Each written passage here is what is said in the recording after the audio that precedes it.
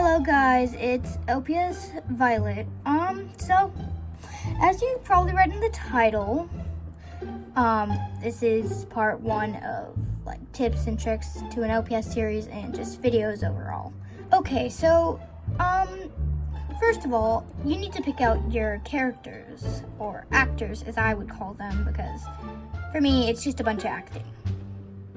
Now you can use your own voice and just your voice, or you can also ask other people to voice your characters. But personally me, I have literally only ever used my own voice. Yeah, pick a few OPS that stand out to you. In my opinion, 2 that stand out to me and I think would look great together is OPS 339, and I forgot his number, but these 2. And so you want to kind of get what you think they would act like, if they're rude or nice or shy, stuff like that. Okay, second of all,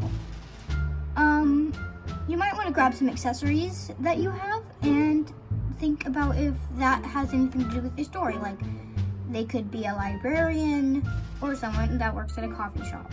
After you get everything settled and you know kind of what you want to do, I suggest to start scripting. If you want to write down on paper, or if you have something on your phone or laptop or iPad.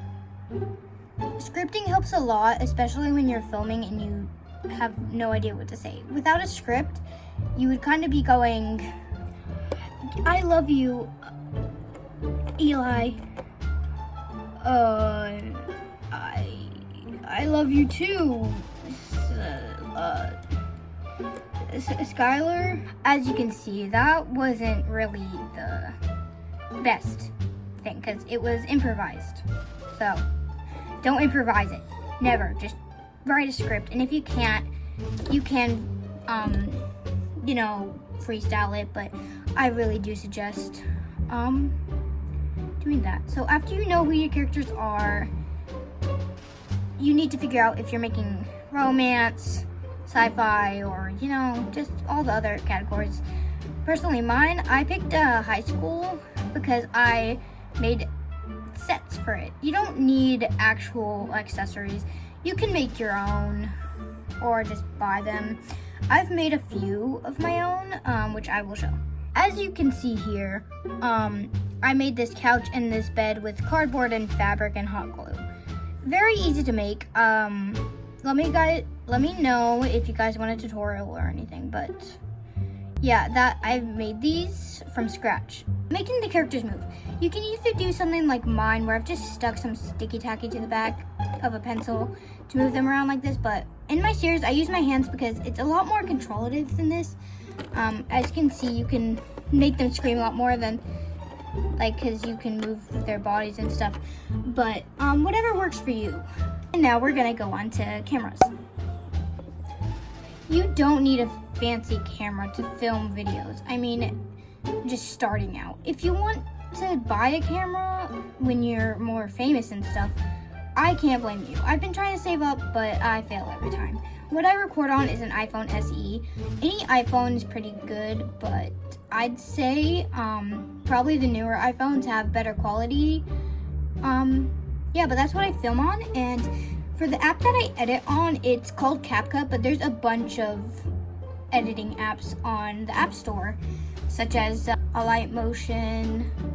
We're gonna move on to lights. Personally, I don't use any really fancy, big, expensive lights, such as this one.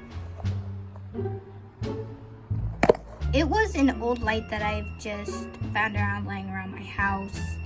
And for the other 2 lights that I have, they're just very cheap ring lights you can get off Amazon for like $25 or so, depending on what you get. I have a desk one, and then I have one that is on the floor.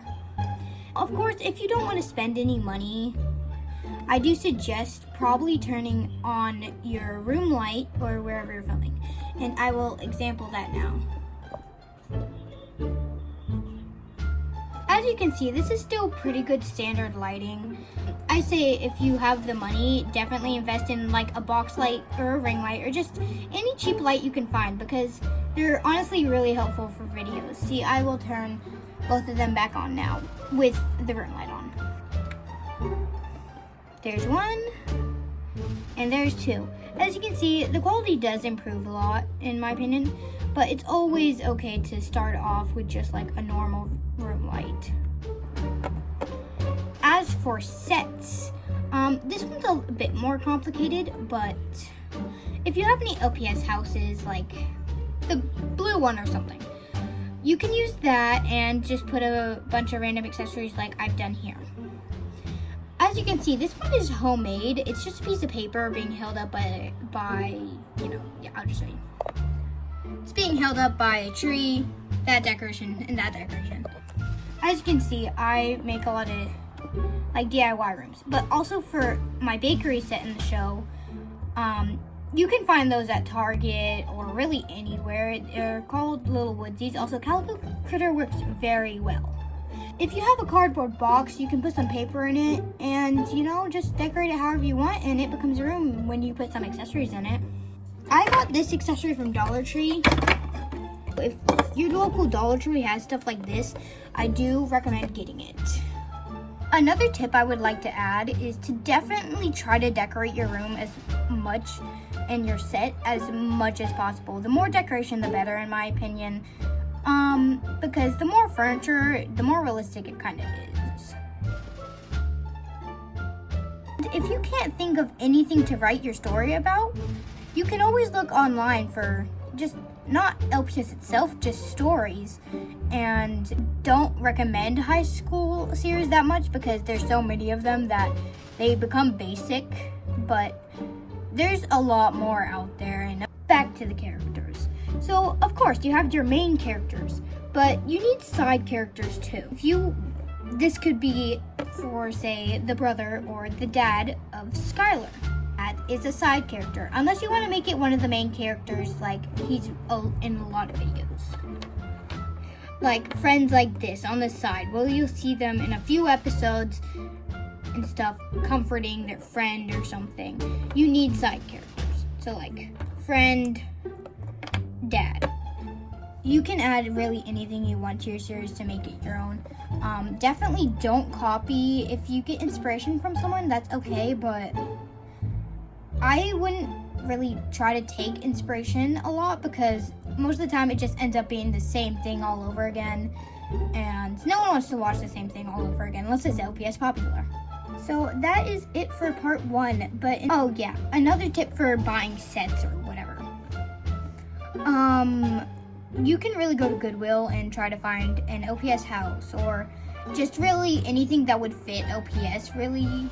I got these bows from Joann's, and you can buy like actual LPS accessories on eBay, Mercari, or I like to buy most of mine from Amazon because they're a lot cheaper there and you get a lot more like collars like that. There's Joann's, Michael's, craft stores, just anything around you can turn into something for LPS. So I hope that this helped. I will try to make more videos like this, and hopefully soon I can do a tutorial on one of my sets. Thank you all for watching.